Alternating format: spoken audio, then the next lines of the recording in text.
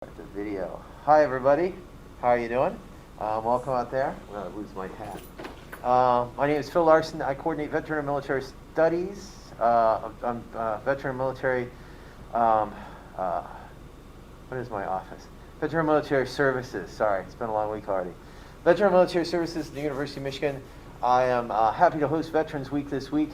Right now we have a graduate student panel with us today. We're going to be introducing these fine folks. If you have questions while you're out there, please put them in the Q&A. We'll be answering them live.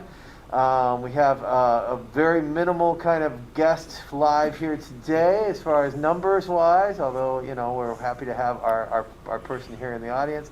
But the majority of folks are joining us via Zoom. And we like the interaction, we like the chat. The last panel we did, we got a lot of great audience questions, and it kind of drove our discussion.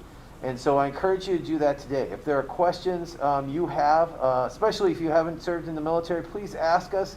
We're more than happy to share with you as appropriate. And so thank you so much again for joining us. I will go ahead and get started if that's okay. So we're going to have our folks introduce themselves.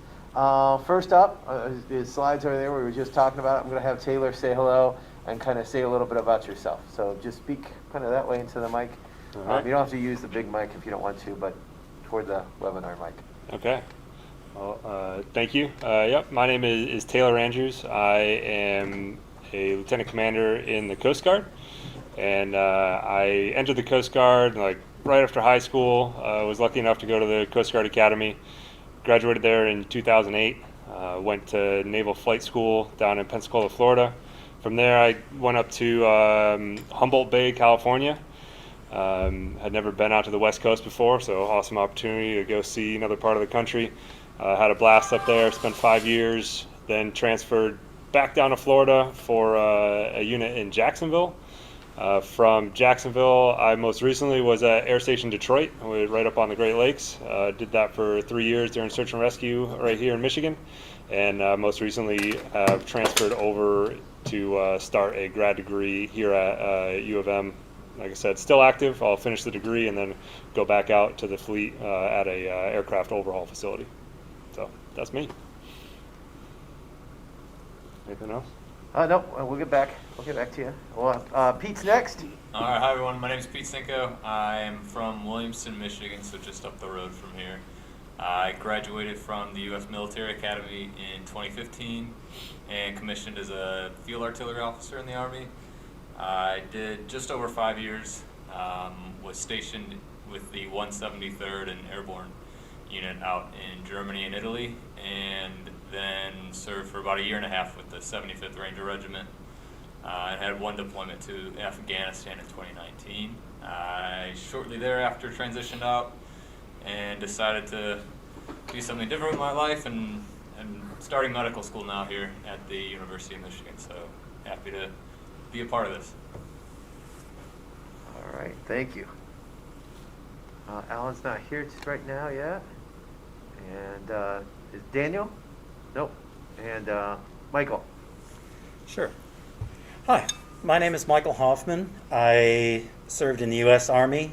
I enlisted shortly after 9/11, served 4 years in the military intelligence, and then in 2006 I commissioned into the infantry, got out in 2010, did 3 tours in Iraq. When I got out of the Army, I came back home to mid-Michigan, started a family, started working as a high school teacher, had some questions about building teams and building camaraderie in the classroom, and decided to pursue a doctoral program here at the University of Michigan in English and Education, where I am researching military training as a teaching or pedagogical environment, what the ups and downs of that are. Thank you. I'm Alex Betzel. I was born in Elyria, Ohio, lived there all through high school. It's about 2 hours east of here.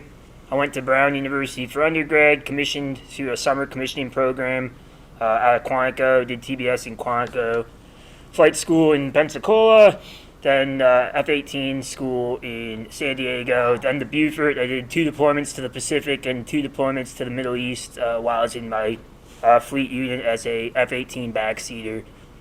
Something like Goose from Top Gun's like the pop culture thing that people know about. Thank you. Glad to be here. That's really cool. So thank you all very much, and some really cool different experiences you all have. And we're going to just talk a little bit about this as we go through. As we start, kind of tell us why the military. So what got you interested in going, in joining up and saying, raising your right hand and joining the military? We'll just go down the line. Anybody can start, chime in, and feel free. By the way, for our panelists, this is a discussion too based on you guys. So feel free to, when us military get together, don't feel like it's a panel that we have to go down. We all talk and we riff off each other. We talk about different things. That's when the discussion gets better. So feel free to chime in and say, "Oh my gosh, that reminds me." Da da da da da. So let's have a good discussion. But that's our first question: is just kind of why the military for y'all? Well, I'll start here because on the one hand, my answer might seem to be one of the more obvious ones, which is 9/11. But I think it's also true that the decision to serve in the military that is a decision we have to make more than once in our time in the military. You have to make decisions about not only why you initially commit, but why you would recommit. So if 9/11 and the fact that my grandfathers served in World War II and my father served in Vietnam were factors in why I chose initially to pursue that path, for me the decision to commission came from the belief that because I had been trained to speak Arabic in the military and because I cared about the fate of the people that I was serving with, I felt like there was something there that I had to give back. There was something special that I had to offer the military, and as long as I had that to offer, I maybe also had an obligation to offer that to my brothers and sisters in the military. I think initially for me, I grew up again 2 hours east of here, sort of old steel town. The ability to travel and sort of the excitement of doing something new was a big pushing factor. But I'd like to offer that I think it's probably true for most. So it's more holistic decision than it is just like this one exact reason why I joined. Yeah, I mean, I think I agree with that. I don't think it's just like one thing of, I want to serve the country or serve others. I think that's definitely a major aspect for a lot of people, but there are also other, I guess, more tangible or pragmatic reasons too for wanting to join. I mean, you can get your college paid for, you can get other benefits, you can kind of set yourself up financially for the future. I mean, whether you're enlisted or an officer. So, and I mean, the civilian world also looks favorably upon military service for, the skills that you learn while you're in there. So there are these other kind of, I guess, more pragmatic reasons why you could join the military too. Yeah, I like the point of like there's different decision gates. Right, the first one is maybe a little more romanticized and like this vision of like gonna serve my country, and I'm not trying to downplay that at all. And I think that we all probably had some degree of that on that initial decision. But then the later decisions, do I stay in, do I get out, are a little more pragmatic. And I think we can probably get on this later, but a lot of the decisions, kind of what you were alluding to, is come down to the people when you are making those later decisions on whether or not to get out or stay in. But I think, the initial decision, probably some family influences for sure, at least an awareness. I know that's how it was for me. I had some family with a history of military service. I had some cousins who just went to West Point like the year before I was graduating, and that certainly like got me thinking about, I didn't think this was a possibility, but it seemed like a pretty cool opportunity once I started digging into it. What are you guys talked a little bit, and I'll be jumping around here a little bit as I'm kind of asking questions too. All of you talked a little bit about kind of work, and I'm thinking about deployment as we go through this too. what impact do you think that it has on your decision to stay in, decision to go, kind of family life? Like describe deployment for some folks who've never been on it, or just your constant, your how work impacts kind of your life, your family life, your, a lot of people make future decisions based on that, and kind of walk us through a little bit about that, about how those affect you.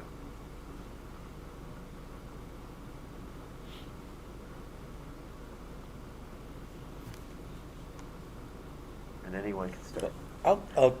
I can talk a little bit about one piece of this, which is the deployment piece. I deployed to Iraq 3 times, 2004, 2007, and 2009. And all of those times, there was a perpetual sense of waiting for the other shoe to drop. It was exhausting. There was a constant sense that you had to be on your guard. All your senses were initially voluntarily and later involuntarily dialed up to 11 nearly all of the time. There's also for me at least, there was an accompanying sense of purpose and of shared purpose, I think. You become extremely aware of the fact that you are simultaneously part of a very large process, a very large machine, but also an important part of that very large machine. And for me, it was an exhausting experience. It was a rewarding experience. I was single the entire time I was in the military, and I'll share one story briefly. Of my second deployment, a lot of people in my company were wounded or killed. And back home, my platoon sergeant's wife, Jen, she was there and on guard just as much as we were, because this is the infantry, so it was young women, wives, girlfriends, showing up at her door all hours of the day because their world had just fallen apart. And she was there for every one of them. She was a mother and a sister, and it made me realize both the importance of family in the military and how infrequently I found really strong families around me in the military. To build sort of on the family theme, I think you also build a huge comradeship with the people that you're working with, and as well the families back home, and both those things sort of depend on each other. You can't have a strong unit without strong families back home, and vice versa.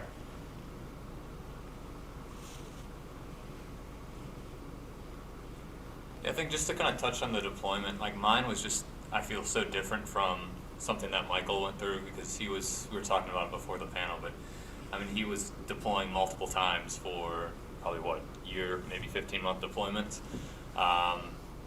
Back when, I mean, the wars were kind of at their height. I mean, he went during the surge. And when I deployed, I mean, I sometimes use the term loosely. Like, I deployed with the Special Operations Unit, which I'm really grateful for, but I also deployed in 2019 when things were really slowing down.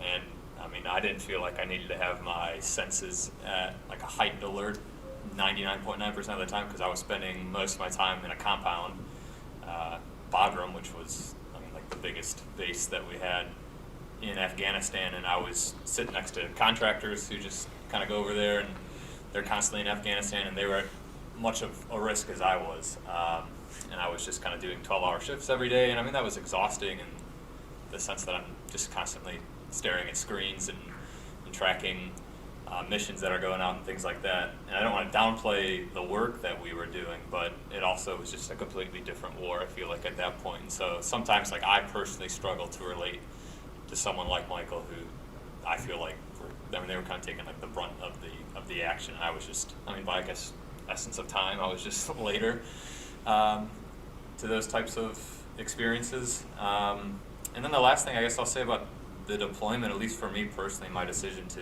transition out, like I was proud of the work that we were trying to do over there, and I appreciated, I guess, the work that the soldiers were doing over there, but I also became very disillusioned with what was happening, because I did almost feel like a cog in a failed foreign policy machine.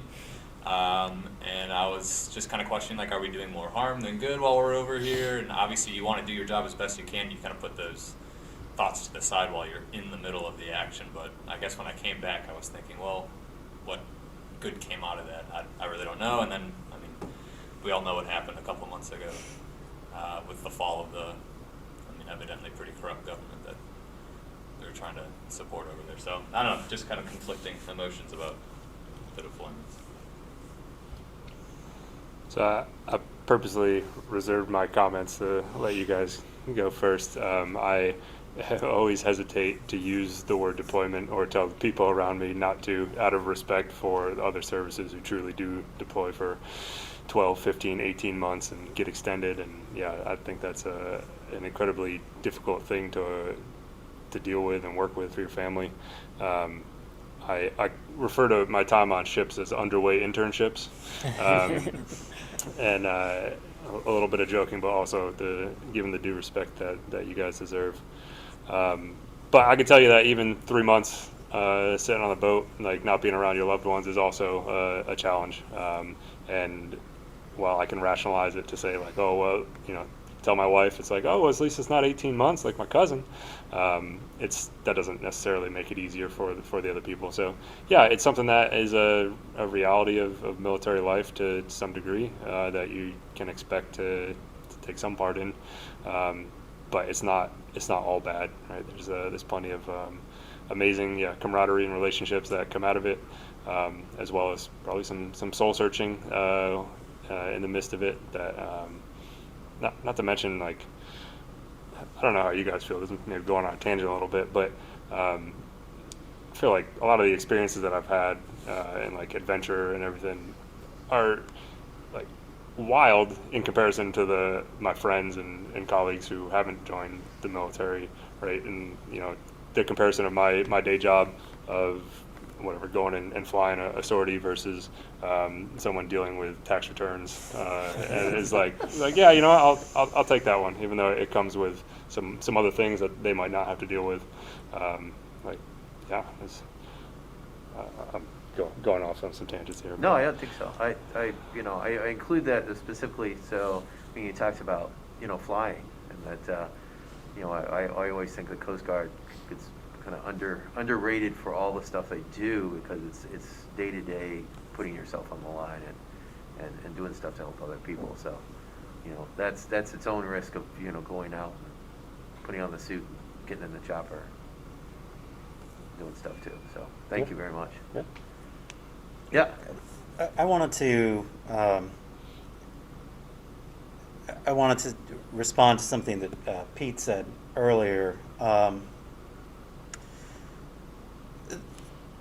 Deployments are a place where we're often obligated to make really difficult decisions, or to see the organization that we are part of in a far harsher light than we might stateside.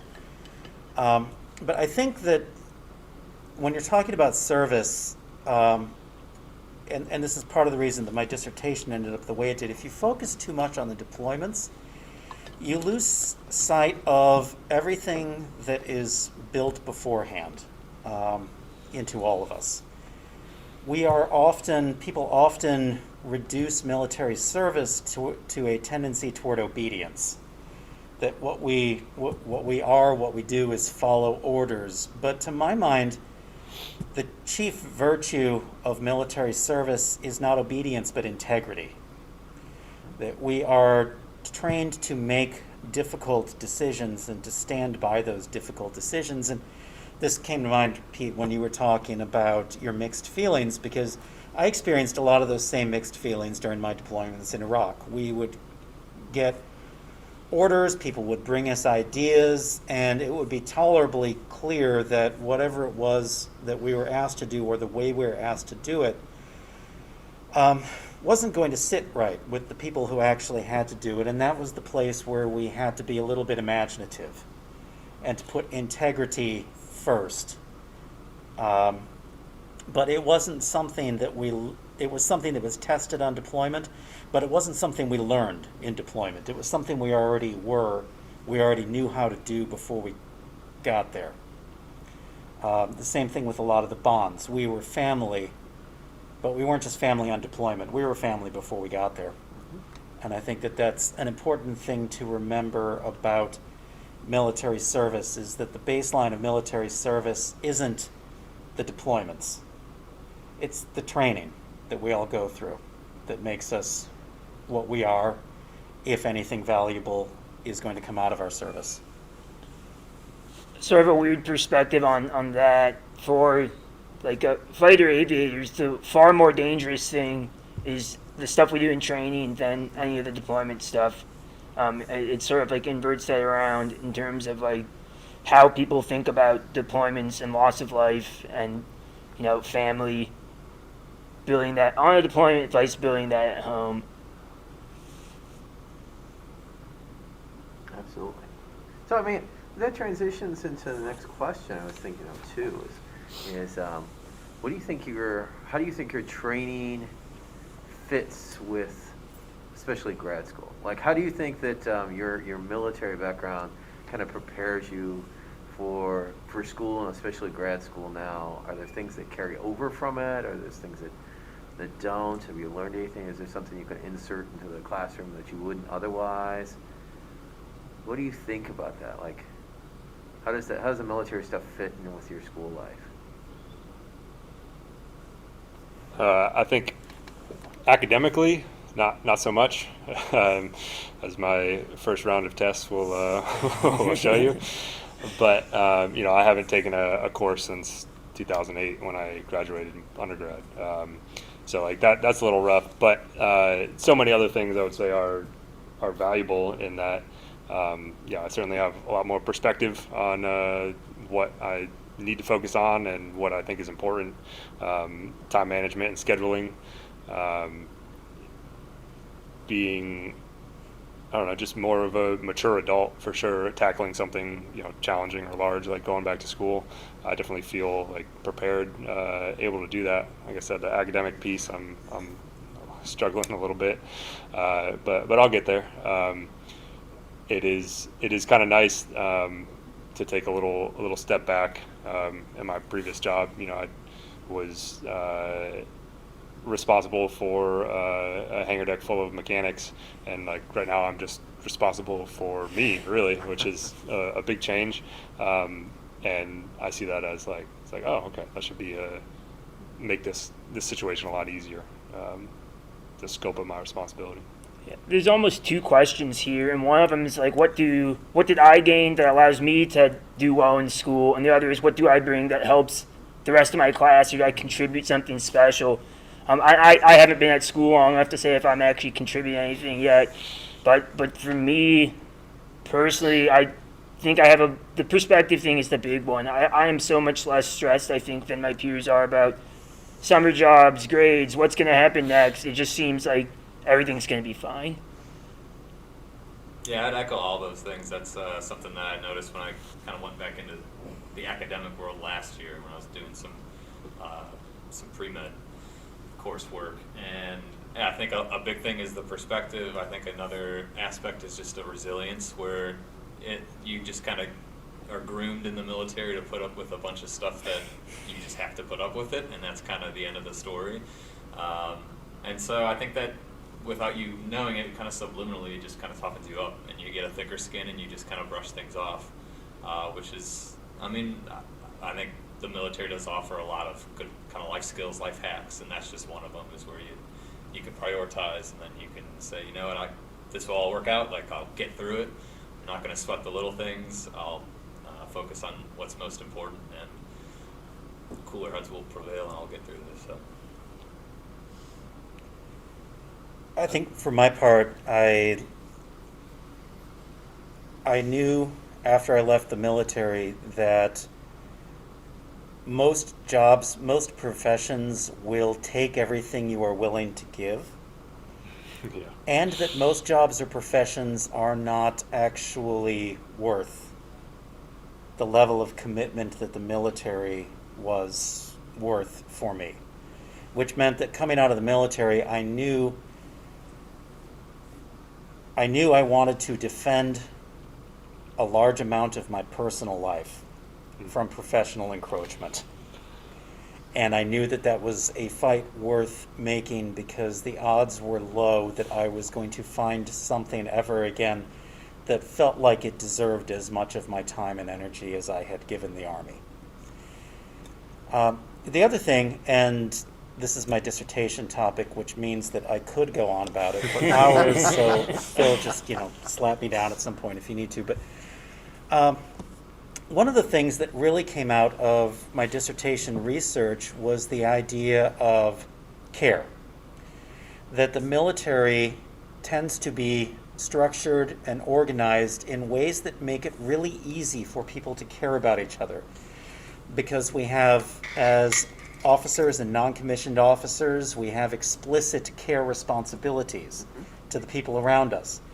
Because the chain of command and organizational structures limit the number of people that we have to directly care for at any given moment, which makes it possible to look out for a group of squad leaders or platoon leaders or whatever it is that, company commanders, whatever it is at your level within the organization.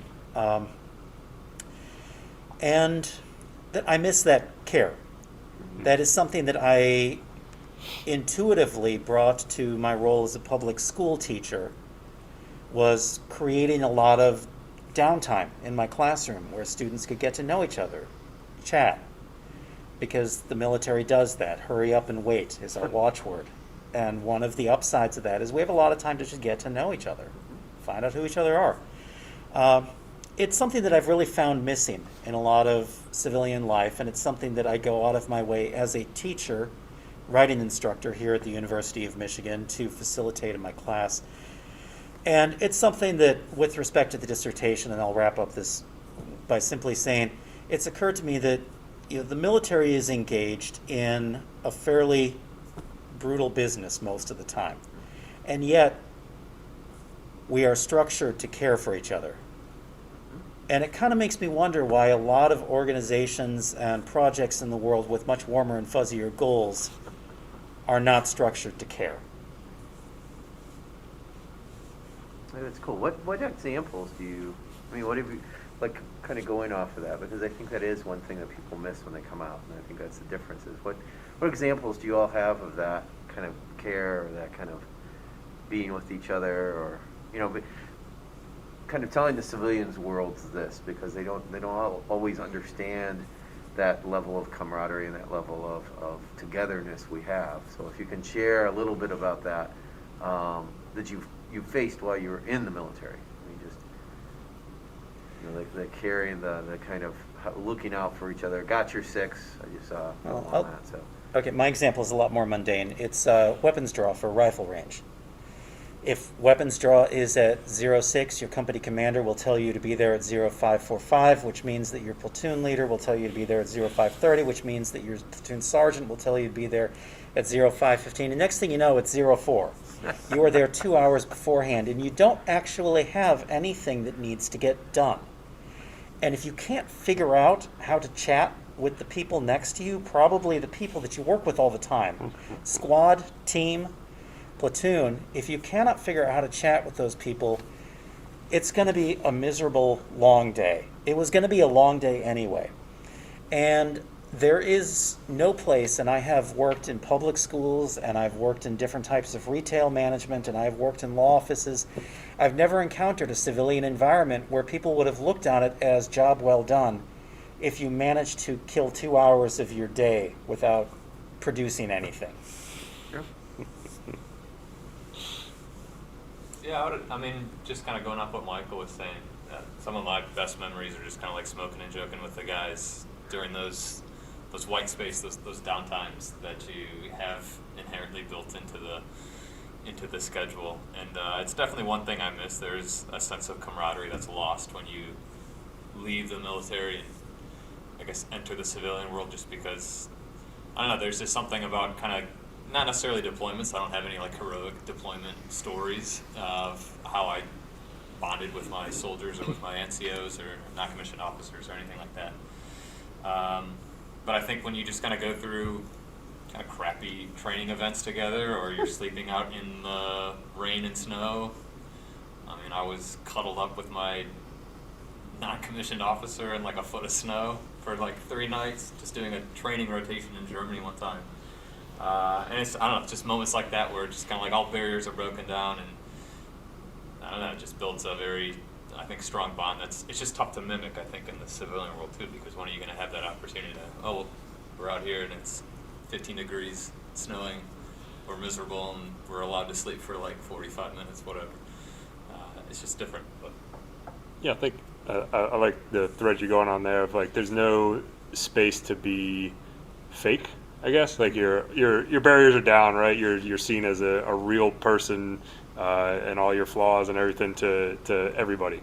Because at 3 a.m, you know, when nobody slept and like you got to deal with something crummy, like that's when you see like the true people you're working with. And in other environments, you know, as a teacher, you don't really have that experience, right? And you have time to prep yourself before the school day, and then I don't know, hide it, I guess, in some degree, right? You don't necessarily have those same interactions. So yeah, I think that builds a huge amount of camaraderie to know these like, I don't know if you use the word intimate, but like these details about people that you are spending so much time with. You don't have that elsewhere. And I think you also, I don't know, this just made me think of something else, but soldiers will also, I mean, the Army's structured, right, or the military structured in a way that you know every detail about your soldiers, or at least that's what they tell you you're supposed to. And so you're kind of in the nitty gritty of what's going on with your wife. Like, why are you fighting with your wife? Or what's going on with your drinking problem? Or, I mean, the list can go on, and I'm sure we all have our own just kind of out there stories about what a soldier did before. I mean, not even a soldier, what other officers have done. And so I think you just know a lot of details that you wouldn't really get in the civilian world. Like, it's kind of, you don't talk about that with someone else. Like, that's their personal life. Whereas in the military, again, those barriers are just kind of broken down, and you're supposed to know those details because that's what leaders do, and you need to care for your soldiers. And I mean, I get it too. A lot of the soldiers are sometimes 17, 18 years old, straight out of high school. If they graduated, maybe they came from a tough background, and so there might be some baggage there that you have to you have to help them kind of grow up and not be maybe like the father they never had, but you have to be an influencer in a good way. So that's also, I think, something that's starkly different from the civilian world. A teacher that I worked with several years ago said about his students something that I think is true of probably for all of us service members that we've worked with, and I'm going to pray that this next statement never ever gets taken out of context, but some of them just need some daddy love. They need somebody to take them under their wing. It hasn't happened before. The military tends to make it easy to do that because all of our key skills, for the infantry, shoot, move, communicate, all of those skills are publicly tested often. You know exactly who has the capacity to do these. You know who's working on it. You know what everybody's work ethic is. And a lot of these things are, the flip side. I got out of, Taylor, what you said, is that a lot of this performance. Grad school is a lot of performance. You are out there and you are meant to be playing the role of the person who is knowledgeable, the person who is capable, and you're not allowed to let your guard down. And it's a different kind of having your guard up than in the military, because, I don't know, for me at least, and if I'm going to try to say this in a way that doesn't just sound like don't drink the Kool-Aid, but for the person in the audience who's interested in thinking about grad school, I would say that being in the military gives you an opportunity to reflect on that kind of personal integrity and how you want to make that match up with, whether you want that to match up with the sort of performance that different parts of grad school might expect of you. Yeah, as much as like obedience is sort of the popular perception, I think people were more honest in the military. If you went to the most junior Marine and asked if you were doing a good job, he'd tell you if you were. Again, and then no long words at all. Maybe that's just Marines. Yeah. No, let me see. I was trying to think of something.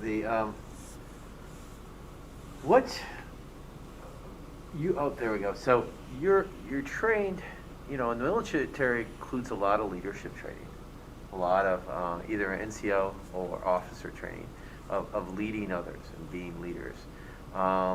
We pride ourselves. We talk about leaders in the best in Michigan, right? So Michigan leaders in the best. What do you think your time in, your roles, your experiences, how does that prepare you to be, be effective leaders in civilian world, or not?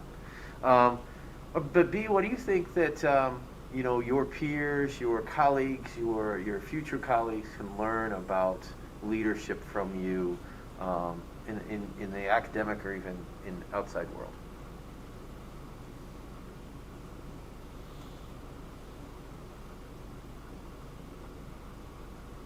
I'm kind of conflicted about how to answer this question, but I don't know. Like at West Point, where I went to undergrad, we would always have these discussions where we'd sit around and we'd talk about leadership, and they were kind of fluffy conversations, but I understand what the aim of the conversations were. It was to make you think critically about these ambiguous scenarios that I'm sure people like Michael had to deal with, and I mean people in the military do have to deal with. I understand that.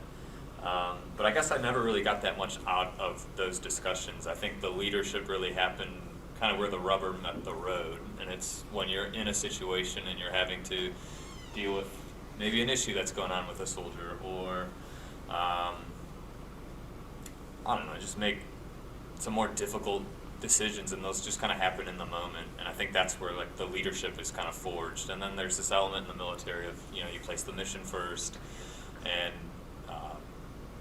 I mean, that's you put an ego aside, or at least you'd hope that everyone in the military puts an ego aside, and you're a humble servant leader who's just trying to do what's best for the mission and your soldiers. And so I don't know. I think a sense of humility is something that I got out of the military.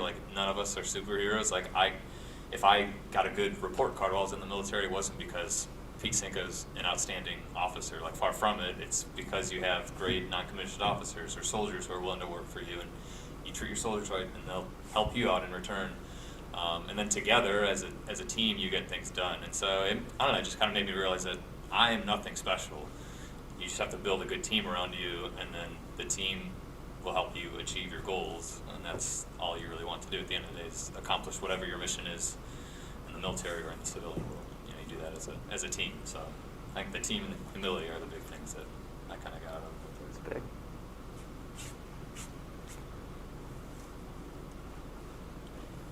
Yeah, I like the thought of humility. I think it's easy when you're in a position, if it has any level of responsibility, to think that you're an important cog to the machine.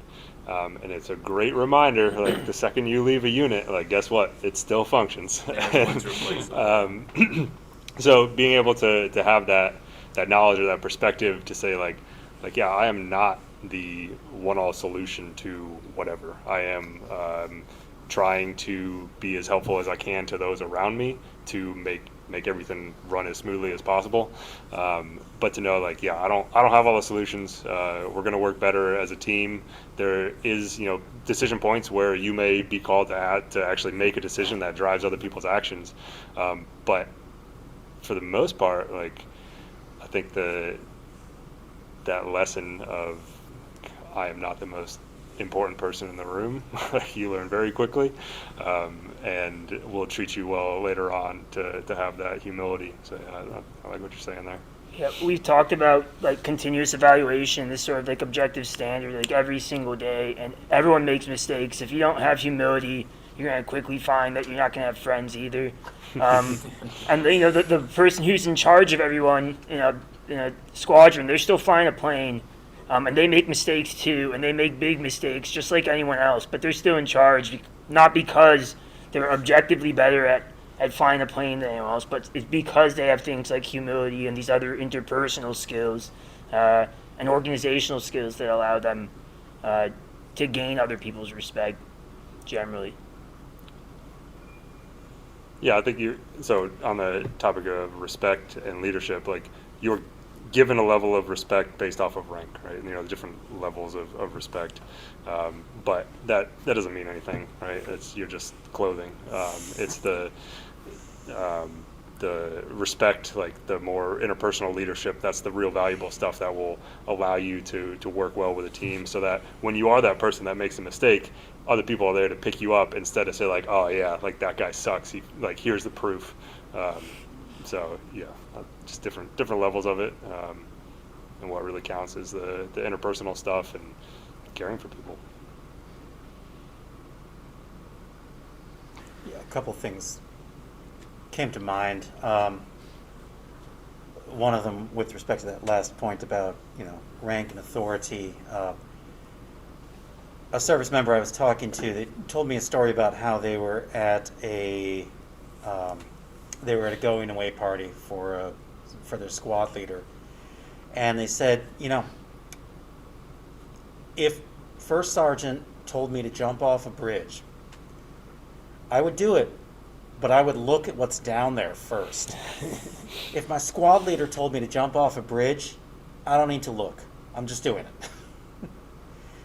One outranks the other, but there's a different type of authority that happens in those personal relationships that I think it's sometimes difficult for people who have not served to understand that authority in the military is a lot more complicated than it might initially appear, and I think it's something that's useful to bring to a university where faculty actually rely on rank a lot more than they might believe that they do,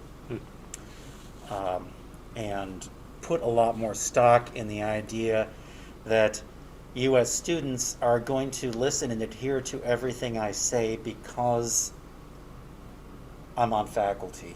And there is less effort to try and build up the sort of trusting relationship that actually inspires people to remember you well and to remember your words and remember that advice. I think that is something that each of us potentially has to offer, is a slightly different take on what it means to build trust and authority within an institution.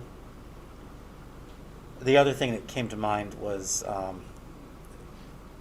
this also came to mind earlier during the question about what do we from our military service have to offer, and I think the service mentality is one that's really easy to overlook. But one of my committee members is a researcher over at the VA hospital here in Ann Arbor, and she said, one of the incentives for people to do their research at a VA is that veterans volunteer for medical research at a far higher rate than civilians do. And it may have, her belief is that it has something to do with the service mentality, that when people ask you to help, you just do that. And I think that believing that being there for others and serving something bigger than ourselves, or especially, I'm looking at you, guy who wants to go to grad school, something bigger than our own professional ambitions is really important. Because I think for a lot of people who leave the military, they find themselves adrift in a place where personal ambitions are held as the highest goal. And for a lot of them, we know from the research that it turns out to feel like an empty goal.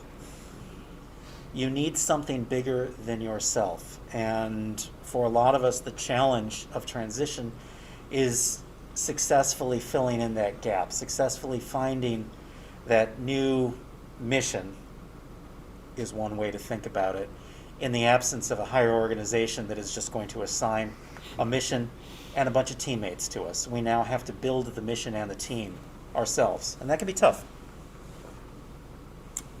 And I think I just have one more thing to add about kind of the rank, because I think some really good points were brought up. But I don't know, as a West Point grad, I noticed a good amount of my peers would develop an ego because I'm at the United States Military Academy. I'm the greatest thing since sliced bread, which isn't true. But they graduate and they're commissioned as second lieutenants and they're told, okay, I'm a leader, I'm going to be in charge of a platoon, whatever it may be. And then they get there, and I saw a good amount of people just burn out because they're the ones who think that they're making all the decisions, everyone should listen to me. It's kind of like this very paternalistic approach to everything, which just does not gel with a senior non-commissioned officer who's been doing this for 10 to 12 years. Or sometimes you have some incredibly brilliant soldiers who are going to be able to figure things out, and they know how things work more than you do. And you have to come in with a sense of humility that, yes, on paper, I'm the person in charge, but there are so many other people who have experience and talents that I need to leverage if I want to be successful. So again, put your ego aside just because you go to a good school. Or, I was in the 75th Ranger Regiment, which, it requires going through some schooling and a selection process. And again, I think I saw a decent amount of my peers there who just rubbed me the wrong way because they thought, well, I'm a Ranger, I'm the coolest thing ever. But it's like, we're not cool. Like, we got lucky. We got through some schools. We were selected to come here. That's great. But that doesn't make you cool. It doesn't make you better than anyone else. And I don't know. It just, put your ego aside. That's a huge thing I learned. Be humble.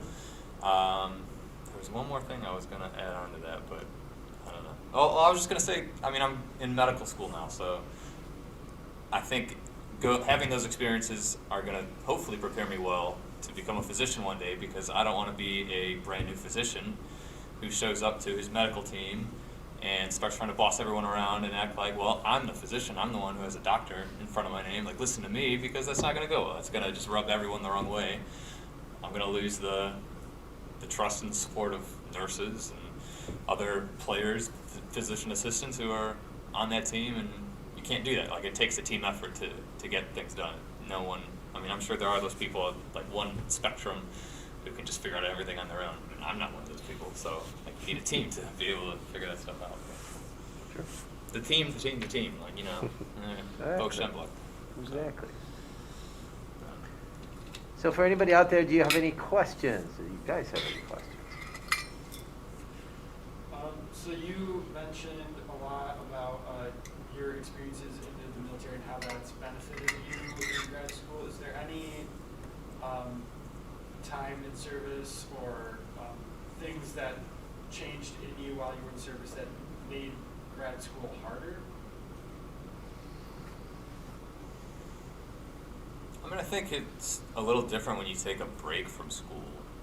I had probably the shortest amount of break from school compared to anyone else here, but I had about 5 years before I went back to school, and it's just, it's a transition to go from like a professional life to now I'm just focusing on myself and I'm just doing school, and I'm sure there's like a little bit of a lag period because, some of your peers, now peers in school have been doing academics their whole life. Like, that's kind of all they've done. So it's a little different to get used to that, but I also feel like I was more prepared to go back to school after the military because of the things that we mentioned earlier, where you can prioritize things, you have a sense of resilience, and you just kind of know what you need to do and that everything's going to work out in the end as long as you put the work in. So honestly, I don't think there were any, I'm happy I was in the military for a couple of years and then decided to come back to school, because I don't think I would have been ready to make it through school without the things I learned in the military. So.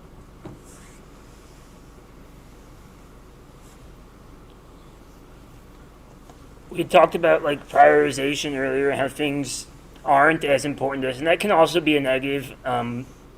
They don't have the sort of weight or maybe the sort of drive that they would when you are fresh out of school and what you know is school, and it's like, this is the most important thing that's ever happened to me. So there are days when I find myself like, do I really need to do this reading? Do I really need to, answer these questions? I get it done. 100% I get it done, but there is a second guessing sometimes.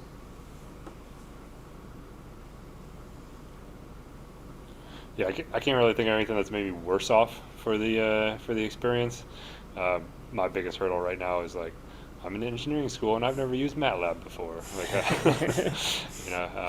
but given the other skill sets that we're talking about, like that will come. I'll get there. So I don't think anything really negatively. There's a piece of advice that they always give folks who are separating from the military. They say, set up your own PT regimen, which is useful advice, but also it's really addressing a specific symptom. The military is rich in structures for your time, for the way that you think, for the way that you prioritize, for the way that you approach the people around you, for basic assumptions that you make about how everybody is on the same page. And you can immediately identify those who are not on the same page, where, there was some alluding to this earlier, the people with too much ego to be able to really work with the group. And across all 5 services, when I did my interviews, everybody's got the same name for it. The nice version that I can put here is dirtbag. But everybody uses the same term for the person who just can't figure out how to be part of a team. You become used to all of that. And it can be very hard for a lot of people to make the transition out of the military because you are not aware of the degree to which the world around you has been structured in specific ways. PT is just one small manifestation of that. Folks in law school or medical school or engineering programs may have different experiences. I am in my 5th year of a program in the humanities, and the humanities are, here's hoping no one on my committee is watching this.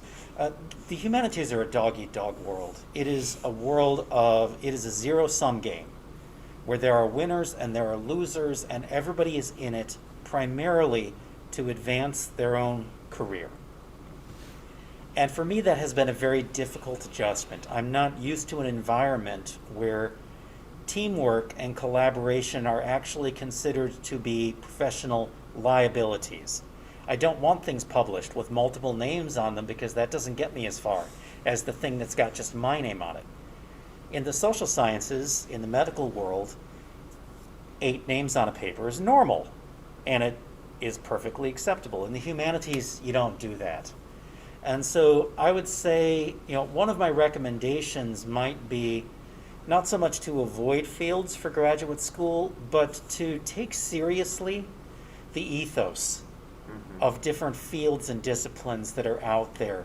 Check out what the ethos is and figure out how it works. I sort of regret the fact that there's no one from Ross here right now, because Ross, the business school here, does an amazing job of bringing veterans in and making them feel integrated and letting them know how their specific worldviews are going to work beyond the halls of graduate school.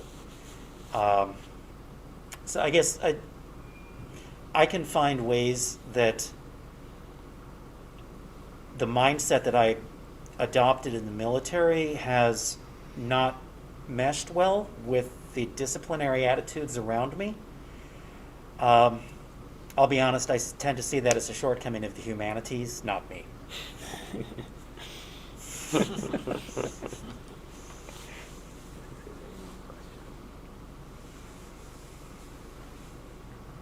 We got a very silent group that's out there watching today, so wish somebody would come forward with one final question.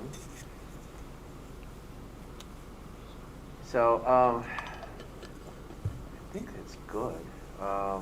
Is there anything that you want, like maybe a final thing? Would you? I think you already alluded to a lot of this, but is there any final thing that you'd want either the audience members to know that we haven't discussed so far, or like your peers or your faculty out there to know about your service that we haven't covered? Plus minus how it affects you, anything that we haven't asked. We went over pretty broad today, but I want to know if there's any final thoughts. I just kind of have like an out there thought, or I guess like request of people in the civilian world when they interact with a veteran. Because veterans, I mean, even on this panel, there's like a broad spectrum of things that you do and where your interests are. And at the end of the day, like a veteran is still an individual who has their own preferences and interests in life.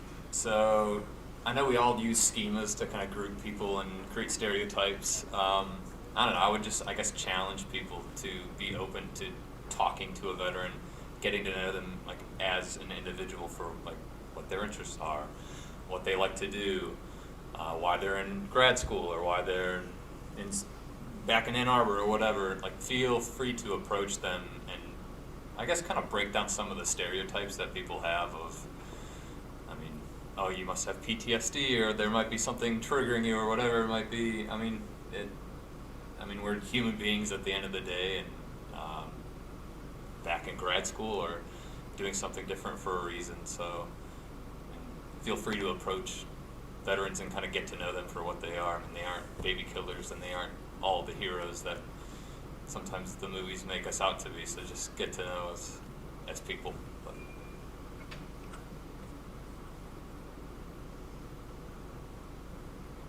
I think it's good closing part on this. I know that we talked about this on the DI part too. It's one aspect of our lives. It's not the sum total of who we are. So yes, do things reflect that our veteran? Yes, my wife finds those every once in a while. Like, that's a vet thing, isn't it? I'm like, yeah, I guess it is. But it's not the sum. You know, I'm a father. I'm a husband. I'm a son. I'm interested in ships. I work in education. I mean, all these things are separate from my veteran identity, and that's just one piece. So, don't lump us in just as one part of identity. It is one part, but it's not the sum total of who we are. exactly. So very well. Thank you very much. I appreciate you spending time with us today. I very much appreciate all you've said. I'm in honor of kind of in awe of what you've done and what you're doing, and but also what you're doing in grad school and hoping to contribute. So thank you so much for being here today and spending your time with us. Thank Thank you. you, Phil. Thank you. And for everybody else out there, I know I'm off screen, but Veterans Week continues, so please go and get on another panel tomorrow. We have our Vietnam veterans in the morning. Again, we talk about Afghanistan and Vietnam tomorrow. We also have Stories of Service. Stories of Service is kind of a Moth story hour with veterans. We have a nationally known storyteller, kind of award winner for Moth and Storyteller, who's going to join us tomorrow, and that is free, and that's at Rackham Auditorium in the main level of Rackham from 7 to 9. So please check on our vet site, vets.umich.edu /vetsweek to find out more. Anyway, thanks everybody.